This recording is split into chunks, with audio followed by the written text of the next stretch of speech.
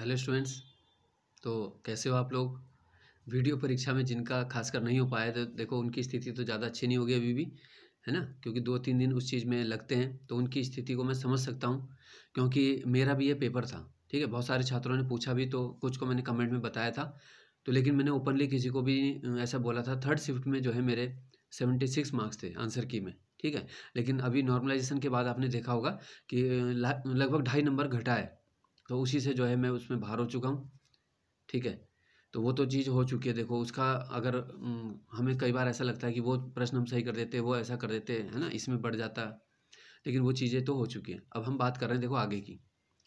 अब आगे 746 पदों का पेपर है, लेकिन उसमें भी यही है देखो 2 शिफ्ट में क्योंकि पेपर है तो नॉर्मलाइजेशन की मार जो है वहाँ पे भी डर है कि कहीं वैसा ना हो, है ना। वहाँ पे मेरे 71.25 मार्क्स हैं, ठीक है।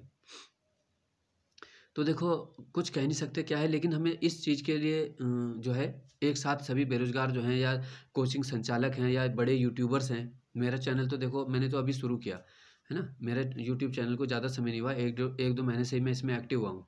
तो इसमें अभी कोई ज़्यादा वो भी नहीं है ना। लेकिन जो लाखों में जिनके फॉलोवर्स हैं, सब्सक्राइबर हैं, तो उनको कम से कम एक साथ सबको आना चाहिए। क्योंकि ये नॉर्मलाइजेशन है, ये कहीं न कहीं घूम फिर के देखो सबको नुकसान करेगा। कभी आपके छोटे भाई-बहन हैं, कोई भी जानने वाले मित्र हैं, चाहे हमारे जानने वाले ना भी हों, तो हमें उनके लिए क्या है, लड़ना चाहिए।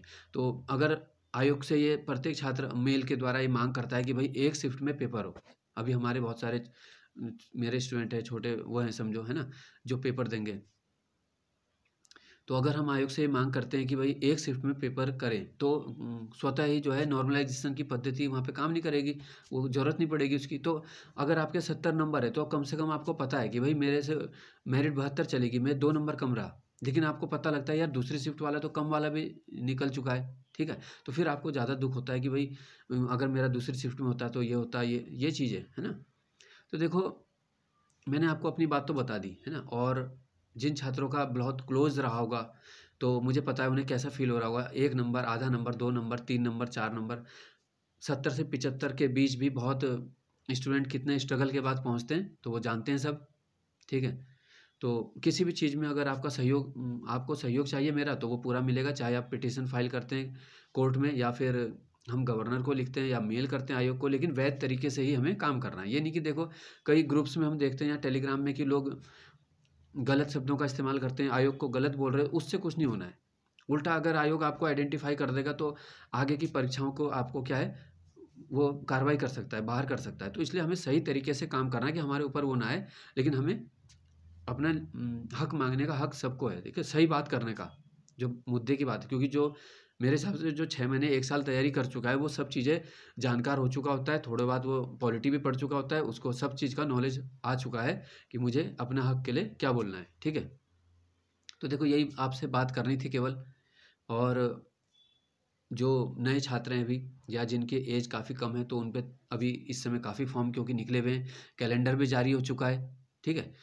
तो आप उसी के हिसाब से अपनी जो पोस्ट को आपने टारगेट किया है, तो मेरी सलाह यही है कि आप जैसे ग्रेजुएट लेवल कोई पोस्ट कर रहे हो तो उसी अप्रोच के साथ आप आगे बढ़ेंगे, ठीक है। अगर अलग अलग बहुत पोस्ट के लिए वो ना करें, जिनका सेम सिलेबस है उन पोस्टों के लिए आप एक साथ तैयारी कर सकते हैं। उस अप्रोच को लेके चलेंगे तो आपको ज़रूर परिणाम मिलेगा। ऐसा कुछ नहीं होता है कि आपको अपने आप भी देखो फ़ील होता है कि मेरे अभी लेवल ये था, मैंने ये चीज़ तैयारी की तो मेरा यहाँ तक आ गया। बाकी देखो 5-10% लास्ट में लक है, किस्मत है, नॉर्मलाइज़ेशन है, ये तो आपके हाथ में है नहीं। डिलीट क्या होगा, क्या नहीं होगा, कि थोड़ा बहुत चेंज ऐसी भी हो जाती है जो अनएक्सपेक्टेड, है ना? जिन क्वेश्चन पे किसी ने सोचा नहीं था, वहाँ पर की चेंज हो गई है।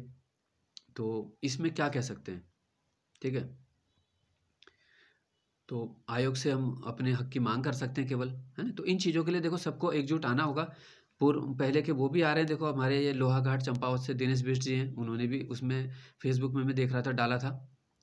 तो इन चीज़ों को हमें भी शेयर करना चाहिए और आगे बढ़ाना चाहिए कि देखो वो पद पे रहते हुए ऐसे वो कर रहे हैं गवर्नमेंट जॉब, वो चाहें तो सोचेंगे कि भाई मैं तो पहले से गवर्नमेंट जॉब ले रखी है, मैं क्यों है ना, इस चीज़ में आऊँ, मैं क्यों वो करूँ। लेकिन जो जेन्युइन मैंने बोला ना, जेन्युइन स्टूडेंट्स के लिए हक की सोचेगा तो वो करेगा उसके लिए काम, ठीक है। तो मेरा बस अभी यही बोलना था फिलहाल, बाकी अगले वीडियो में हम बात करेंगे। धन्यवाद।